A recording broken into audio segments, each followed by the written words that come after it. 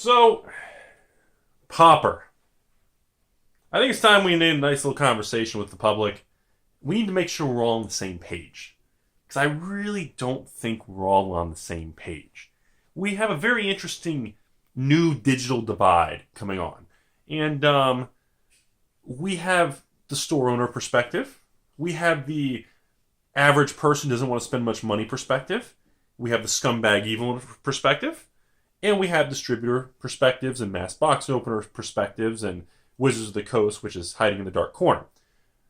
I think it's time we align all this and discuss kind of the pros and cons of what's really going on with this Pauper, this explosion, this hype, this flavor of the month that we all gotta get excited about. Crazy. So, we really want to make sure you guys really understand what's going on here.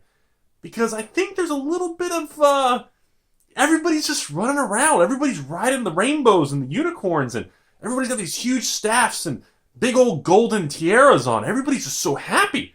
And I'm just like, wow, I gotta be a part of it. I mean, we talked about how I'm always left out of the cool kids club, and I just want to be a part of it like you guys. Is that too much to ask? Now, here's the thing. I'm not sure if I'm just exploding with excitement because of what's happening, or if I'm just kind of just riding the wave on the frontier format of noshitsgiven.com. Rudy's just like, you know what? Pump and dump, baby. Let's just pump it out. So first we're going to start with the public. The public loves Pauper. Should it be a supported format? I think so. Do people like it for all the right reasons? Most people do. Are there a lot of people who only like Pauper because it's quote-unquote cheap? I wouldn't say a lot. I think there's a segment. I think a lot of people like Pauper because it breeds a lot of creativity, which is a good thing. There's nothing wrong with that. We want to play creatively in different formats instead of the same modern tier 1 type decks or the same standard this and that, broken this and that, OP is this. So I think it does breed some fun, unique things. Now, it also breeds the dark side. And I think it's important we let everybody understand the relativity of these scales. So I brought with me some great props and some great discussions with me today. First, we got the old-fashioned, high-density cardboard box, which holds about 1,000 cards, I think. And we got another one. I got another one too. This is I grabbed some of these from a recent collection. That's just an example for this video. Another 1,000 cards and kind of stuff. And I'm just kind of thinking about this stuff, and I'm like, hey, more bulk. Everybody loves bulk. And I guess what really spawned this video was when somebody sent me an email of like 4 pallets of Ice Age bulk that they bought for like $1 1,000 per 1,000 cards in bulk. And they said, Rudy, do you know how it feels right now to have 5,000 copies of Hydroblast or Pyroblast and your cost basis is like a tenth of a penny?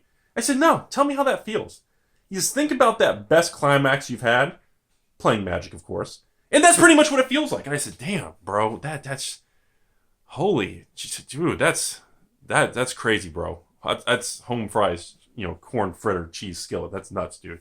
So I thought to myself, let's put it in perspective. So we got this high professional, highly trained box right here. And I wanted to let everybody understand a few things of what's going on with MTG finance / scumbag poppy in the face, nobody likes you type thing. So we have these Hydroblast, Pyroblast commons from Ice Age. And the problem is, I hope I'm holding up the right card. Yeah, they should all be the same. The problem, you get the idea.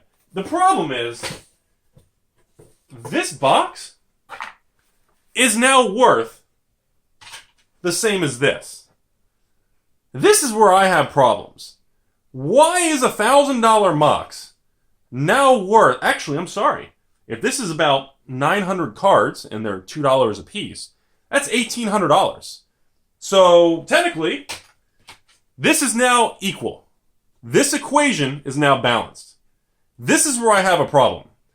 Because we have the public now being injected by priceless cards with no net worth, while infusing capital to evil scumbags like me and store owners across the country. So, I'm selling the public tons of cards that have no value Well, I buy up the most rare, expensive cards using public's money. But this is cool because it's Pauper.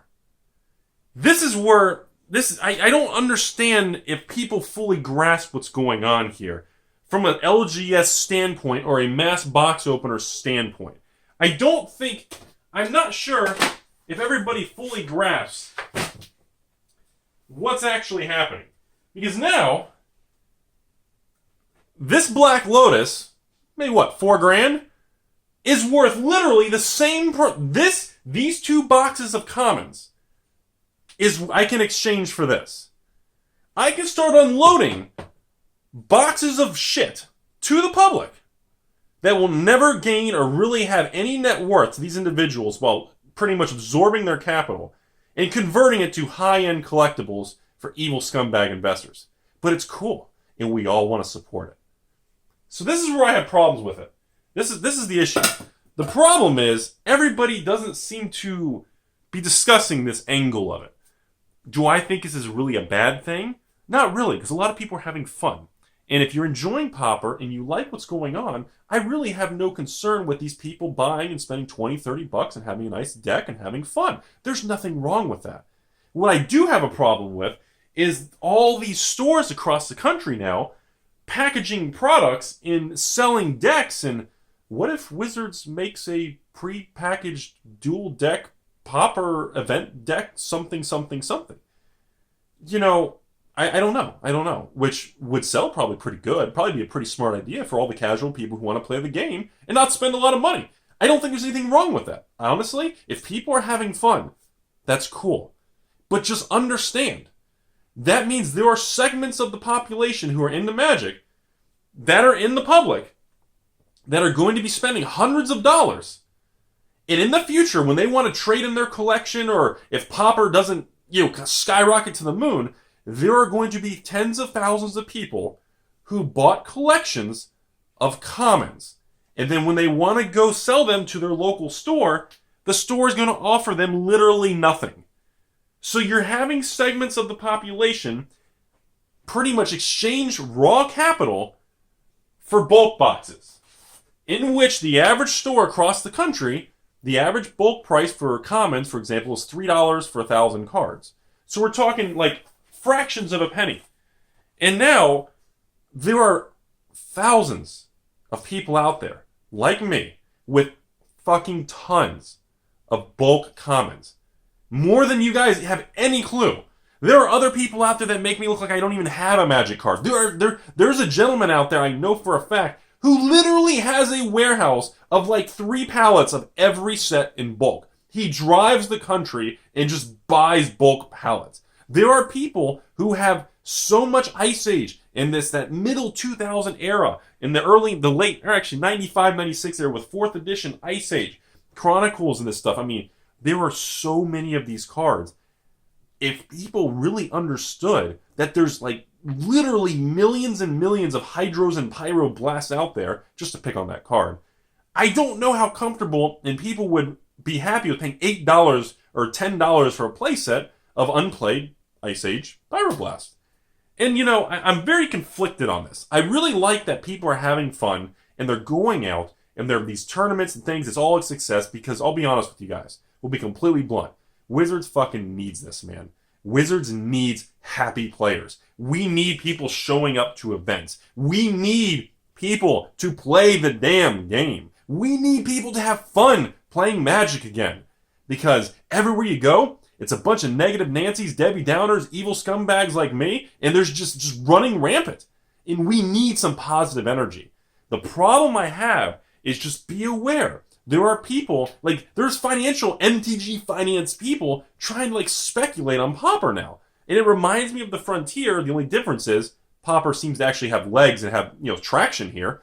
But again, there are people all across the country loading up on common cards.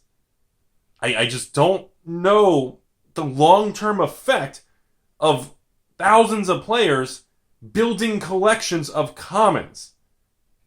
That's my concern of this. Now the other side of me, I swear to God, I hope this shit fucking skyrockets and goes straight to the moon. Because I'll tell you what, I probably have about 900 of these things. And literally, I can afford to pay friends and family to go through these things now and start literally pulling out stacks of $1, $2, $3, $4 common cards. I'm talking Hydroblast and Pyroblast. I probably have 400 to 600 of each card. And I'm not alone. There's people out there with way more than me. And I just want people to understand the quantity versus what they are buying in the moment of these price spikes. If you're having fun with Pauper, again, I'm not knocking it. Play the game, have a lot of fun. But I am knocking the fact that there are people now that are not buying $10, $15 Pauper decks. They're buying $50 plus towards $100 Pauper decks, and they're buying play sets of commons for $8, $10, $12, $15 now. Hell, some are even $20 for a play set. Hell, I mean, Gush and some of these other cards, I mean, they're just going up and up and up. I'm like, not only are these the most easy common reprint targets because they're fucking commons, but number two, the ones that are already out there, even old sets, Alliances, Ice Age, even Fallen Empires, The Dark, Chronicles, the Invasion, Odyssey, Onslaught era. There are so many of these out there. I need you all to understand.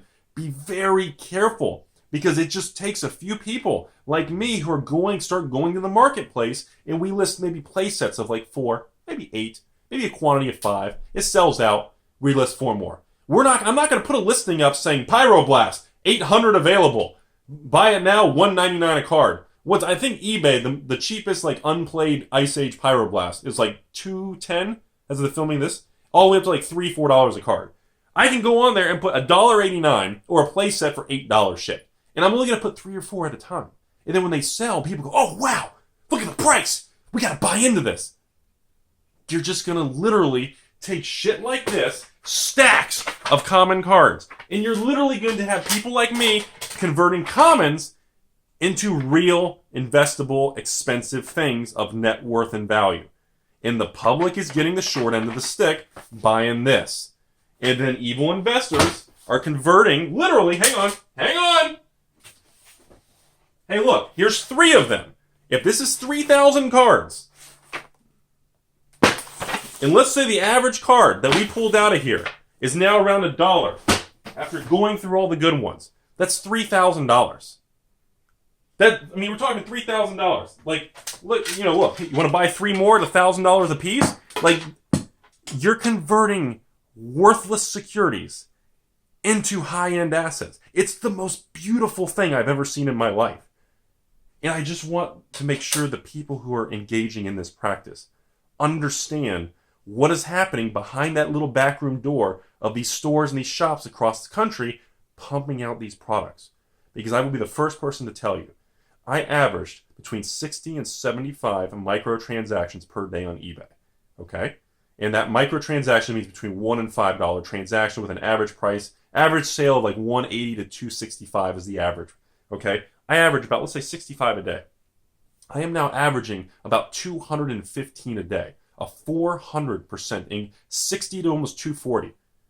Are you kidding me?